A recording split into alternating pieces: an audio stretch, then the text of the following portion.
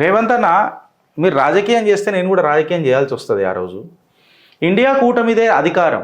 Congress సునామీలో BJP కొట్టుకుపోతుంది. CM Revanth Reddy బీజేపీకి magic figure రాదు, ఏ party మద్దతు ఇవ్వదు.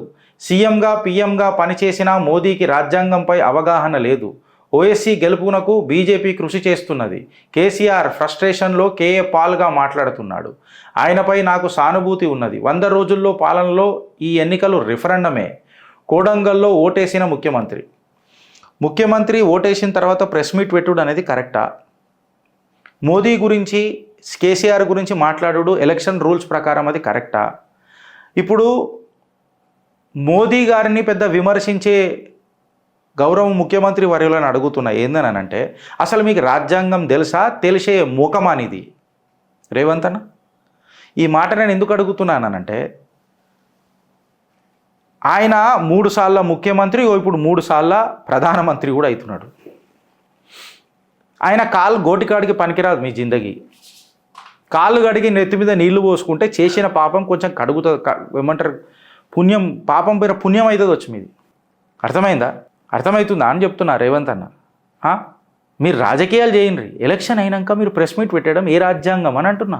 మోదీ ప్రధానమంత్రి కాడు, సరే కాడు, ఎలక్షన్ కోడ్ అయిపోయినాక మాట్లాడు కదా మీ రాజకీయం. ఇంకా బిచ్చం బతుకులు ఎందుకు అని అడుగుతున్నా మీకు. ఆ రోజు కూడా బిచ్చం బతుకులు ఎందుకు అని అడుగుతున్నా. బిచ్చపోళ్ళు మీ పార్టీ కాంగ్రెస్ వాళ్ళు. రూల్స్ బ్రేక్ చేస్తారు, రూల్స్ బ్రేక్ చేసిన వాళ్ళ మీద మనం మాట్లాడతారు. సిగ్గు శరం లేని party Congress party.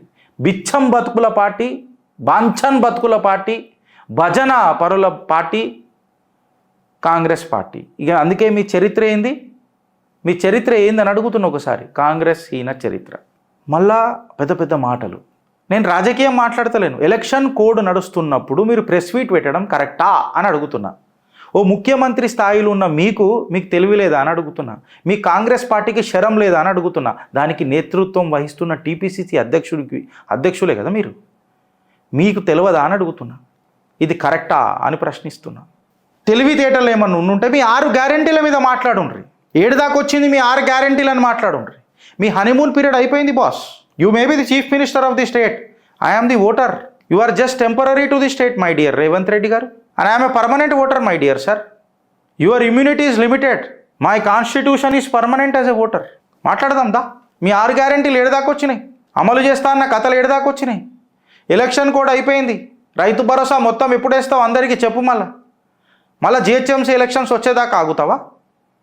Kaleshwaram file ఏడుదాకా తీసుకొస్తావు? KCR మీద సానుభూతి అయిపోయింది, ఎలక్షన్లు అయిపోయినాయి. తీసుకునే దమ్మున్నదా అని అడుగుతున్నా రేవంత్ అన్న. ధరణి దరిద్రం ఏడుదాకా వచ్చింది. ఔటర్ రింగ్ రోడ్ ఫైల్ ఏడుదాకా వచ్చింది. గుడి మీద మీ రంజిత్ రెడ్డి మీద యాక్షన్ తీసుకుంటావా అని అడుగుతున్నా. ఈ ఫార్ములా రేస్ కింద 55 కోట్లు ఎలక్షన్ టైంలో కేటీఆర్ కొట్టేసిండని చెప్పి మీరు శ్వేతపత్రాలు ఇచ్చారు, ఏడుదాకా వచ్చింది. అసెంబ్లీ సాక్షిగా శ్వేతపత్రాలు ఇచ్చిండ్రు, కరెంటు కొనుగోలులలో అవినీతి జరిగింది అని. Some 60,000 crores or 56,000 crores number పక్కకు పెడదాం. ₹1 కరప్షన్ చేసిన ఇంటెంటే తప్పని అంటాం మనం. దీని మీద మాట్లాడదాం. మోదీ పక్కకు పెట్టిగా మోదీతో సమానం మీరేం కాదు. సముందరగా హీరాకు లాడబదరక పత్తరకు జమీన్ ఆస్మాన్ ఫరక్ ఉంటుంది. ఆయన ఎక్కడా మీరెక్కడా? పక్కకు పెట్టుర్రి. రాష్ట్రంలో పీకెనిక ముఖ్యమంత్రి అయినవా అని అడుగుతారు ప్రజలు. మళ్ళా ఏం చేస్తావు రేవంత్ అన్నా? ఫస్ట్ దాని గురించి మాట్లాడు. ప్రజా పరిపాలన అది ఏమంటారు, దరఖాస్తులు వచ్చినాయి కదరా బాయ్, బాగా కొన్ని లక్షల వేల దరఖాస్తులు వచ్చినాయి. ఎన్నిసార్లు చేసిర్రు? ప్రజా పాలనను పీగుడు పాలన చూపిస్తున్నావు. పోరల స్కాలర్షిప్లు ఏడుదాకా వచ్చింది? ఫీజు రియంబర్స్మెంట్ కింద పోరలకు స్కాలర్షిప్లు రావాలా? నిరుద్యోగ భృతి ఏడుదాకా వచ్చింది? ఉద్యోగాల నోటిఫికేషన్ గురించి మాట్లాడేది ఉంటే నిన్న ప్రెస్ మీట్లా. మోదీ మోదీ మోదీ అని ఏడుసుడు కాదు, బిచ్చం బతుకులు బంద్ చేయర్రి దయచేసి. గౌరవ ముఖ్యమంత్రులు మీరు. And coming to your point of referendum we will speak later sir. I'm waiting for June 4th. మీలాగా నేను ఆవేశపరుణ్ణి కాదు sir. I know how to control my emotions. నా జీవితాల్లో ఎమోషన్స్ని ఎట్లా కంట్రోల్ చేసుకోవాలనో కొంచెం గొప్పనో మీకంటే నాకు జరా ఇంట్లో మాత్రం పర్ఫెక్ట్ చెప్తా నేను. ఏడ తగ్గాలనో, ఏడ నెగ్గాలనో, ఏడ ఎక్కాలనో అట్లీస్ట్ నా పెంపకం కరెక్ట్గా ఉన్నదని అంట. మీ అంత వయసు నాకు లేకపోయినా, మీ అంత అనుభవం లేకపోయినా ఈ టాపిక్లో మాత్రం ఖచ్చితంగా చెప్తున్నా, we're much more matured than you.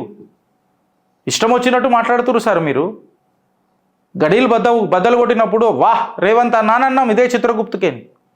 ఇలా మీరే గద్దయి పేగులు మెడలేసుకుంటా అంటే ఎట్లా? ఫస్ట్ మీ మేనిఫెస్టో మీద మాట్లాడుర్రి సార్. మేనిఫెస్టో మీద మాట్లాడుండ్రి. అరే హిందువులకు ఎట్లనో మీరు ఏం చెయ్యరు, అది పక్కకు పెడదాం మీ ప్రభుత్వం ఉన్నన్ని రోజులు. కానీ ఆ ముస్లింలకు ఏదో ఫండ్ ఇస్తానన్నారు, మళ్ళీ గదాన్ని ఇచ్చిరా అని అడుగుతున్నా. పేపర్లలో వచ్చింది కదా వెనుకటికి, ఇన్ని కోట్లు మేము ఇస్తాం, అది ఇస్తాం, ఇది ఇస్తాం అని అన్నారు కదా. మళ్ళీ ఏడుదాకా వచ్చినాయి అని అడుగుతున్నా. మా ముస్లిం సోదరులకన్నా ఇచ్చిర్రా? అలానన్నా కృషి చేసుకో రేవంత్ అన్న. హిందువులు ఎట్లనైనా మీకు ఓటేయరు, ఎస్పెషల్లీ రేవంత్ రెడ్డి గారికి అయితే అసలే అయ్యారు. హిందువులు బిచ్చపోళ్ళు అని అన్నారు మీరు ఇండైరెక్ట్గా. రాముని పూజించేటోళ్ళంతా బిచ్చపోలేని అన్నారు. మీ మీనింగ్ ఆడికే వస్తుంది. రాముని ఫోటో పెట్టుకొని ఓట్లు అడుగుతుర్రు అని అన్నారు. రేవంత్ అన్న మీరు సీరియస్గా ఇవన్నీ మీరు డిస్కస్ చేయాలి ఇక ప్రజల ముంగట మీకు వచ్చి. And you need to give a statement. GO number 46 బాధితులు అడుగుతున్నారే, ప్రాబ్లం ఎప్పుడు సాల్వ్ చేస్తావు? గవద్దు. మోదీ 3 సార్లు ముఖ్యమంత్రి అయినా ఆయనకు రాజ్యాంగం తెలియదు. మీకు తెలుసు రాజ్యాంగం. ఎలక్షన్ కోడ్ ఉన్నప్పుడు మాట్లాడాడు.